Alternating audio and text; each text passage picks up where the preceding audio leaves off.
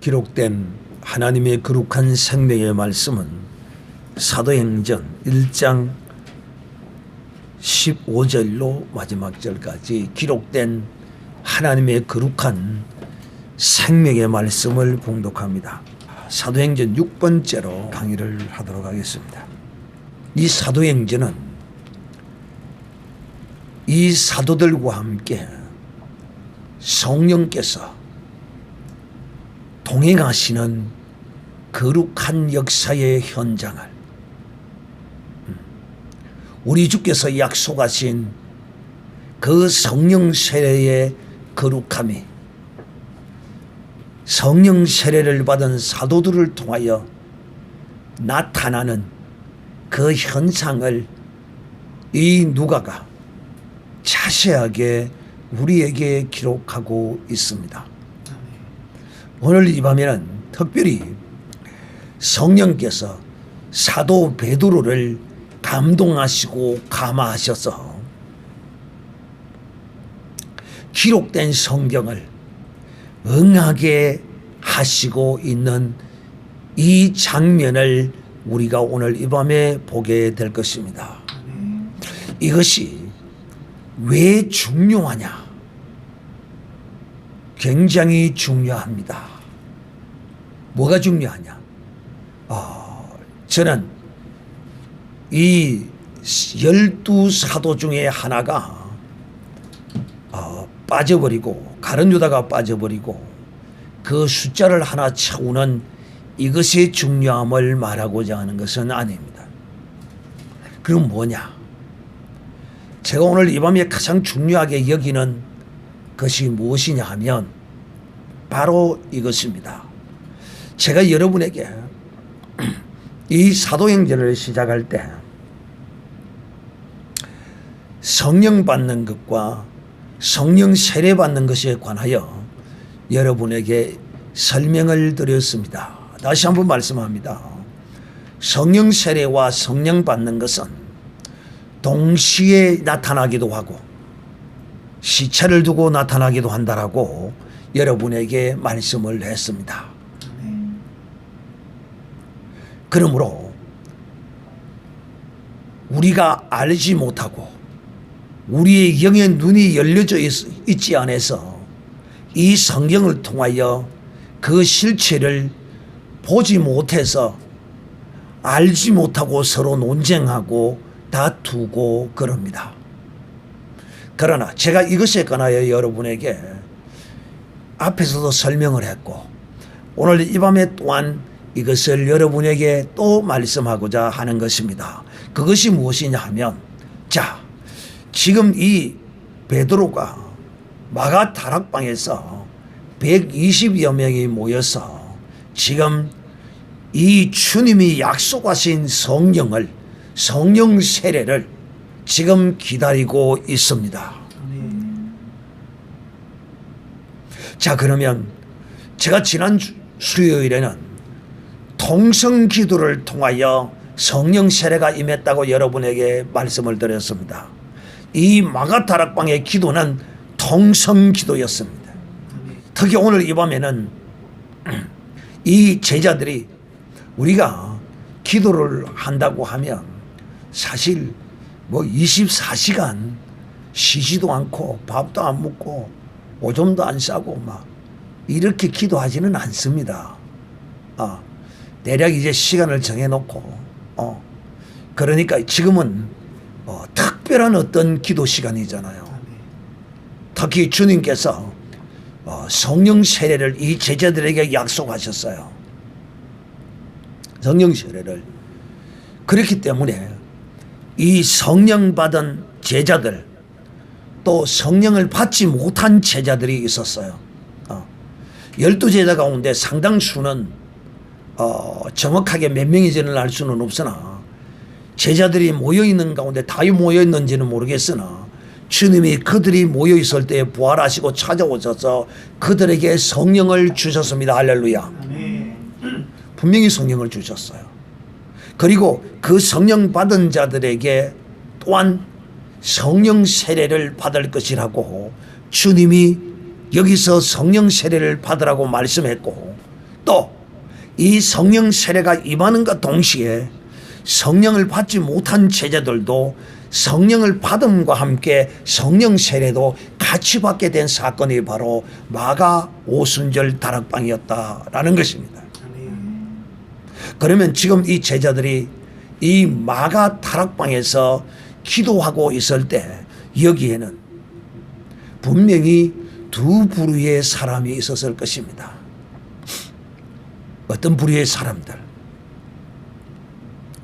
첫째는 예수님이 부활하셔서 제자들에게 성령을 받으라 하고 저들에게 성령을 주셨던 그 성령을 받은 사람과 또 그때 이 120명 가운데 받지 못한 사람들도 있었을 것입니다. 자, 사랑하는 형제들이요, 여기서 우리가 이것을 유념해서 기억할 필요가 있습니다. 그 말이 무슨 말이냐면 성령을 받은 사람은 시차를 두고 받기도 하고 또 성령 세례를 받은 사람은 성령 세례와 함께 성령도 같이 받는다는 사실을 우리가 알 수 있습니다.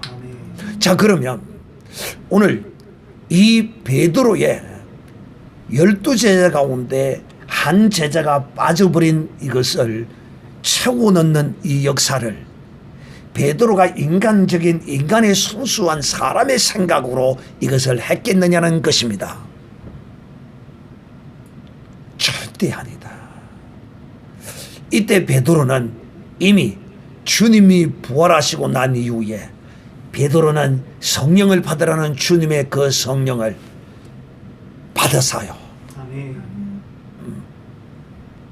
그리고 여기서 기도할 때 기도하는 가운데 성령이 충만하게 이 사도 베드로를 성령이 감동했어요. 그리고 기도하는 그 날 가운데 저들이 모여서 기도하다가 쉬는 시간에 이 베드로가 성령의 충동을 받게 됩니다. 갑자기 거기서 사도 베드로가 원래 주님의 제자는 12제자인데 하나가 빠졌으니 이것을 하나를 채워야 된다 하면서 그가 지금 그 120명이 모인 그 자리에서 지금 설교를 하고 있는 것입니다. 이것이 성령이 임하지 않았다면 이럴 수가 있겠습니까? 이 일을 성령이 임하지 아니하고 어떻게 기록된 성경을 이루기 위하여 이 베드로가 순수한 인간적인 이성적으로 이런 일을 기획할 수 있느냐 말입니다. 결코 없다.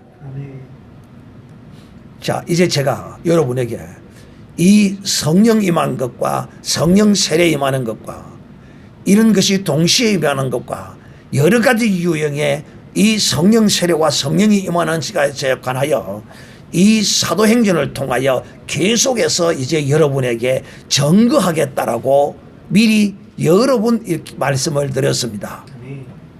자, 지금 이들은 성령 세례가 임하지 않았습니다. 누가? 여기에 모인 모든 사람, 성령을 받은 제자들이나 받지 못한 120명 가운데 많은 사람들이나 한결같이 다 성령 세례는 받지 못했어요. 근데 여기서 우리가 놀라운 것을 발견하게 됩니다. 뭐냐면 성령 세례를 받지는 못해도 성령의 감동함과 성령의 역사하심은 일어나더라는 것입니다. 그러니까 우리가 성령 세례 받지 못한 사람이라고 해서 함부로 무시하고 우습게 여기서 되겠습니까? 안 되죠. 또 성령 세례를 받지 못했다고 해서 성령의 맛도 보지 못했다고 해서 성령 세례 받은 사람들 폄하하고 비판하고 성령 세례가 잘못됐다라고 비난하고 할 이유도 또한 없는 것입니다.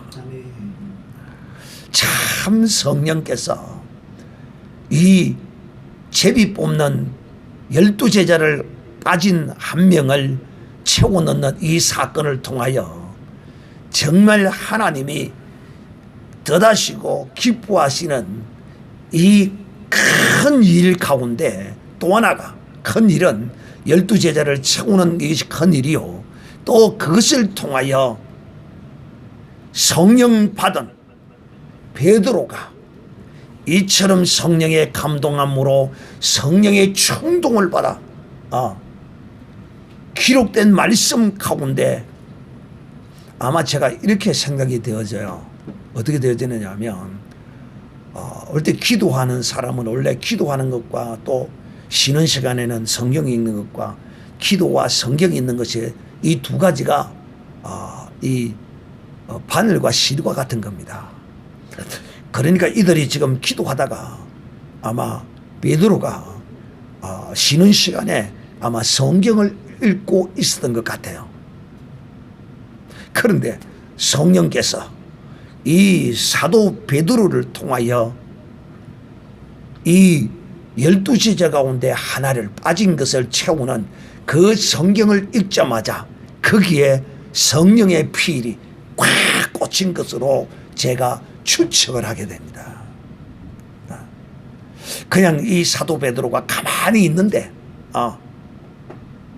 성령께서 감동을 하셔서 그냥 그 입술을 그냥 주장해서 이렇게 했던 것보다는 사도 베드로가 이 성경을 읽는 가운데 이 말씀의 구절을 생각하면서, 아니 이 말씀의 구절을 읽으면서 이거였구나 하면서 성령이 베드로를 충동함으로써 거기서 오늘 이 사건을 베드로가 일으킨 것으로 개인적으로 추측을 해봅니다. 자, 그래서 제가 지금 여러분에게 말씀하고 있는 내용이 뭐냐면, 베드로가 이렇게 12제자 가운데 하나를 이렇게 충당하는 이 일을 하게 된 것은 베드로가 무엇을 받았기 때문이다? 성령을 받았기 때문이다. 지금 이때는 사도 베드로가 성령의 세례를 받았다 안 받았다? 안 받았다. 안 받았다. 정말 중요한 거 이 밤에 듣고 있습니다. 이 영적 거룩한 논리적으로 이 사도 행전은 성령 받는 것과 성령 세례에 대하여 자세하게 기록하고 있습니다. 자, 그리고서는 이제 사도 베드로가 이제 설명을 이제 하고는 이제 우리가 12제자 가운데 하나를 더 채워 넣어야 되는데 이 가룟 유다에 대해서 잠시 설명을 합니다. 이 누가는 이 가룟 유다가 어떻게 죽었는가에 대하여 자세하게 기록을 하고 있습니다. 그런데 마태는 이렇게 자세하게 기록하지 아니하고 그냥 목매달아 죽었다라고 이렇게 말합니다. 그런데 여러분, 목을 매달면 창자가 튀어나옵니까?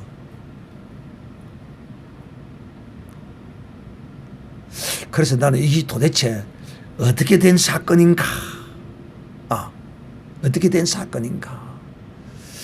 가만히 생각을 해본 게 그런 것 같아요.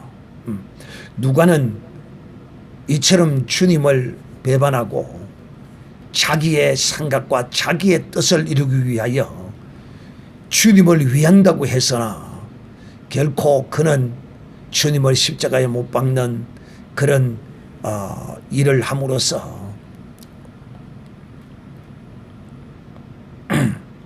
이런 비참한 말로를 경험하게 됩니다.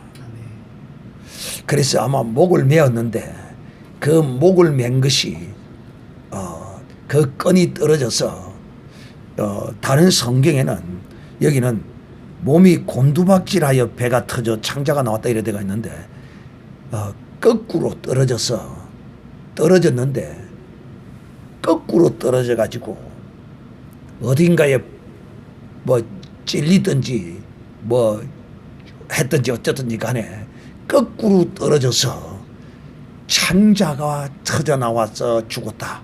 이렇게 성경은 기록하고 있습니다. 이렇게 된 것이 기록된 성경을 이루는 것이라는 것입니다. 피밭이라. 피밭. 그가 죽은 그곳이 자기가 산 땅이라는 것입니다. 그런데 가룟 유다가 직접 이 피밭을 산 것은 아니거든요. 누가 샀어요? 대제사장들이 그 돈을 성전에다 던져 넣으니까 이거는 쓸 수가 없다. 그래서 밭을 샀다. 그런데 결국은 그 돈은 누구의 돈이었습니까? 팔았으니까. 결국은 가룟 유다의 돈이잖아요. 그래서 성경은 그가 밭을 샀다라고 이렇게 기록하고 있는 것입니다. 또 이 피밭에 대하여 시편에는 이렇게 기록하고 있습니다. 그의 처소로 항모하게 하시며 거기 거하는 자가 없게 하소서. 이 시편 몇 편에 나오느냐 하면 시편 69편 25절에 이 말씀이 나옵니다. 즉 이 인용문은 어디서 인용을 해왔느냐 하면 베드로가 예수님이 고난받으시는 다윗의 예언 가운데서 이 말씀을 인용해서 말하고 있습니다. 또 하나도 역시 마찬가지입니다. 이것도 시편 109편 8절에 나오는데 그 직분을 타인이 취하게 하소서. 여기서도 역시 마찬가지로 다윗이 그리스도의 고난을 예언하는 그 가운데서 핍박하는 자를 타인으로 취하게 하라는 그 시편의 인용문을 지금 성령께서 사도 베드로를 감동해서 응하여 준 것이라. 그래서 우리가 이것을 이루어야 한다는 것입니다. 그러므로 우리가 이제 제비를 뽑아야 한다는 것입니다. 직분을 이제 다른 사람이 성경에 기록된 대로 그 직분을 받아야 되니까. 그러면서 베드로가 이렇게 말합니다. 이 직분자를 채우는 그 숫자는 처음부터 이렇게 기록하지요.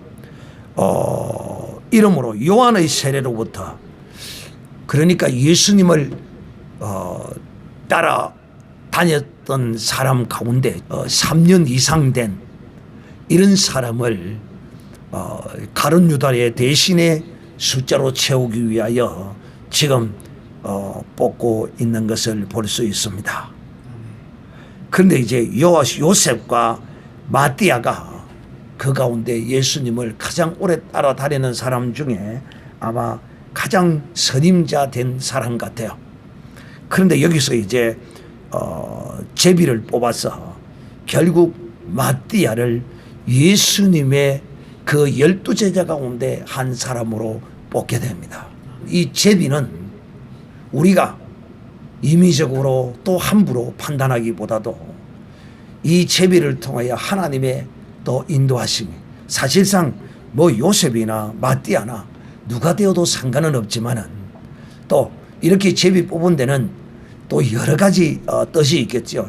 인간적으로는 아마 예수님을 따라다닌 제자들 가운데 가장 오래된 제자가 둘이 있는데 누굴 선택하고 누굴 선택 안 하면 또 인간적으로 서운할 것도 있고, 그렇기 때문에 아예 하나님께 그걸 맡겨버리면 또 인간적인 시험도 들지 않고 다양한 어떤 하나님의 뜻이 이 제비 뽑는데 내포되어 있다고 할 수 있습니다.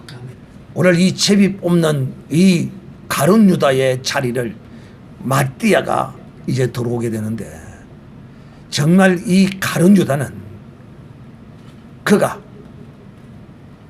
왜 이처럼 비참한 말로를, 그것도 그냥 그때 그 죽음으로 끝나는 것이 아니라 지금 2000여 년이 넘는 이 오랜 세월을 통하여 수많은 하나님의 사람들에게 거꾸로 떨어져서 창자가 터져 나와서 죽었다고, 정말 그 비참하게 죽은 사실에 대하여 수많은 사람들에게 알려지는 이런 정말 가슴 아픈, 이런 슬픈, 이런 기억이 되게 한 이유가 뭐였느냐는 것입니다. 그 이유는 바로 자기는 주님을 위한다고, 자기는 주님을 위한다고 했지만은 그것이 주님을 위하는 것이 아니라 자기의 뜻대로 주님을 세우려고 했지만은 자기의 뜻대로 주님은 세우시는 분이 아니라 주는 오직 주의 뜻대로 세워져야지, 자기의 생각으로 주를 팔려고 하다가 생각이 잘못됨을 깨닫고 목을 메어 떨어져서 죽었는데, 비참한 말로를 여기서 나오는 이 가룟 유다가 죽은 이 피바책 하나여서는 제가 마태복음 27장 예레미야에 예언 토기장의 밭을 샀다는 그 예언의 그 말씀에 대하여 설교했으므로 그걸 참고하시면 되고, 오늘 이 밤에 우리는 정말 주님을 따르는 하나님의 사람들, 하나님의 거룩한 성령을 받고 성령 세례를 받아서 이 거룩한 길을 가는 믿음의 하나님의 사람들, 주의 종들은 어떤 일이 있어도 주님을 주님의 뜻대로 대우하고 주님의 뜻대로 섬기고 주님이 원하는 대로 주님을 대접해야지, 내가 원하는 방식대로 내가 뜻하는 대로 주님을 끌고 다녀서는 아니 된다는 사실을 기억하고, 오직 주 예수 그리스도의 이 부활하심과 그 우리의 죄를 인하여 십자가에 죽으시고 3일 만에 다시 살아나신 이 부활의 거룩한 증거의 삶을 사는 이런 복된 믿음의 사람이 되어야 할 것이다 하는 것을 꼭 기억하는 이 밤이 되기를 바랍니다.